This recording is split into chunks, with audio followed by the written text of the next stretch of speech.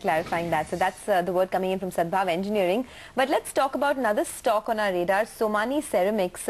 That stock actually hit a 52-week high in trade. So if you can just pull up the one-year chart at about 169, this is the 52-week high. The management, Abhishek Somany, the joint MD, joins us on the phone line from Delhi to talk about that. Mr. Somany, thanks so much for joining us. Last quarter, the company had suffered from some production loss.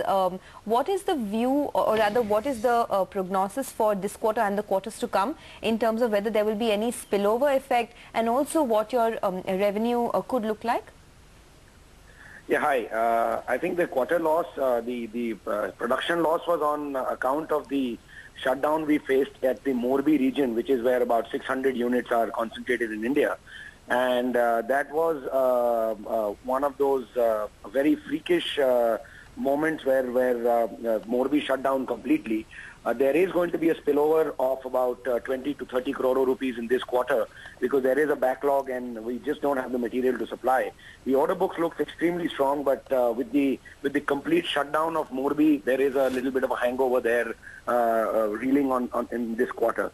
Having said that, we are pretty much on track of what we had predicted, which is approximately a 20% growth for the year. That might be a shade off a little bit because of this hangover. When does this problem in Morbi kind of ebb away?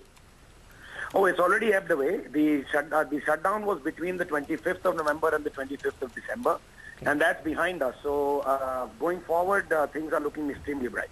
Okay. You raise money by selling shares preferentially to Latinia Limited. How much money did you raise, and what will that be put to use to? We raised about $8 million, and that's going to be used for a very aggressive acquisition and also some greenfield projects to fuel the 20% plus CAGR growth for the next 3 years. Okay. Well, you know, Creada has hiked their investments in Somany, in your company, stating that the tile consumption in India, or the sector rather, is significantly under-penetrated. Can you give us an expectation in terms of what FY15 could look like, in you know, both on your revenue profile as well as your profitability profile, and what is the tile consumption capacity at this point in time for the country as a whole? The tile consumption in India is one of the lowest in the world, per capita consumption, that is. And even if I had to discount the huge population we have here and look at about 450 million urbanized population, even then it's one of the lowest in the world. So that's an opportunity. Apart from that, India today produces approximately 650 million square meters of tile, which if we compare to China, it's at about 6 billion square meters of tile. So there is a long way to go for India in terms of consumption.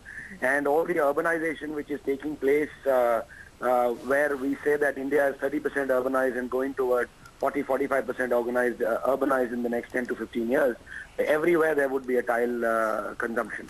So there is no replacement for tiles currently. So the tile industry in India has been growing at, I think, 14% over the last 3 to 4 years. Do you expect that run rate to continue, or do you think it could grow at a faster pace?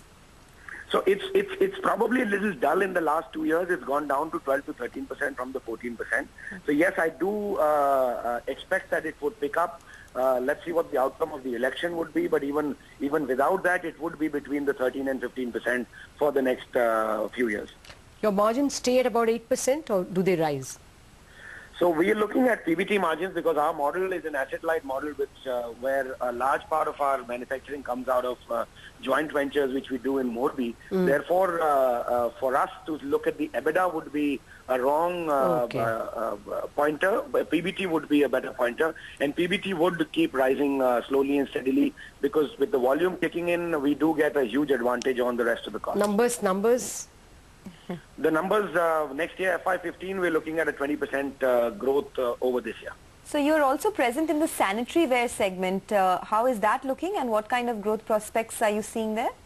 We entered the sanitary ware industry about 4 years ago with only a vanilla outsourcing, but only recently we picked up a unit. We've started a brand new factory in the Morbi region. So that going forward, we're looking at very substantial growth. Figures are very, very small this year, so therefore there is no percentage pointer there. We are looking at between 80 and 100% growth in the next for the next 2 years at least. All right, Abhishek Somani, pleasure speaking with you. Thank you very much indeed for joining us. So that's a guarantee of 20% CAGR in the next few years that Abhishek Somani is speaking about. Take a break on that note. A check on the derivatives side of the market in a minute.